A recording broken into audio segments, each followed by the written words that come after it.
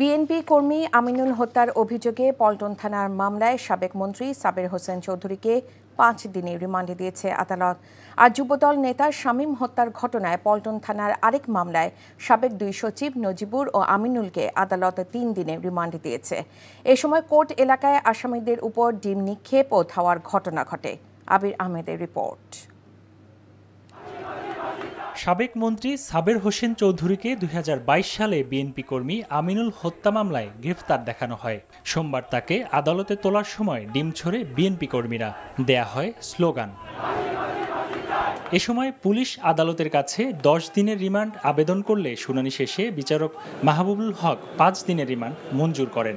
এই সাবের হোসেন চৌধুরী শেখ হাসিনার প্যাসি সরকারের একজন দোসর এবং সে গত নির্বাচনের সময় পিটার হাসের সঙ্গে সে বৈঠক করে এই শেখ হাসিনাকে নির্বাচনে বৈধতা দেওয়ার জন্য সে দোতালি করেছে এবং মুগদাতে ছাত্র জনতা যে আন্দোলন হয়েছিল এই আন্দোলনের সময় যে মুগদাতে ব্রিজের নিচে গুলি করে যে আহত করা হয়েছিল, অনেকে হত্যা করা হয়েছিল, তাদেরকে চিকিৎসা দেওয়ার জন্য সেই মুগদা মেডিকেল কলেজের গেট বন্ধ করে দেওয়া হয়েছিল, তাকে চিকিৎসা করতে দেয় না এই সাবের হোসেন চৌধুরী।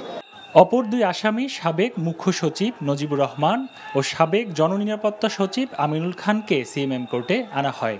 10 দিনের রিমান্ড আবেদনের প্রেক্ষিতে বিচারক মাহবুবুল হক 3 দিন করে রিমান্ড মঞ্জুর করেন। আরো 2 জন আসামি আমিনুল ইসলাম খান আরো ছিল নজিবুর রহমান তদন্তকারী কর্মকর্তা, তাদের জন্য 10 দিন রিমান্ড প্রার্থনা করেন। বিজ্ঞ আদালত প্রত্যেককে 3 দিন রিমান্ড মঞ্জুর করেন এবং তাদেরকে তদন্তকারী কর্মকর্তার হেফাজতে প্রদান করেন। রিমান্ডে সুপ্রিম কোর্টের বিধি পালনে ব্যবস্থা নেওয়ার নির্দেশ দেন আদালত। এ সময় বিএনপি নেতাকর্মীদের সাথে কোর্ট এলাকায় আওয়ামী লীগ ও ছাত্রলীগ নেতাকর্মীদের মারধরের ঘটনাও ঘটে। আবির আহমেদ, এনটিভি নিউজ, ঢাকা। টাকা চুরির জন্য যদি আমার গলায় জুতার মালা পরাইতে হয় তাহলে আমার শালীর সাথে প্রতারণা করার জন্য তোর ফাঁসি হবে। দুলা ভাই, আপনার তো ঘর জামাই বইলা একটা পরিচয় আছে, আমার তো তাও নাই।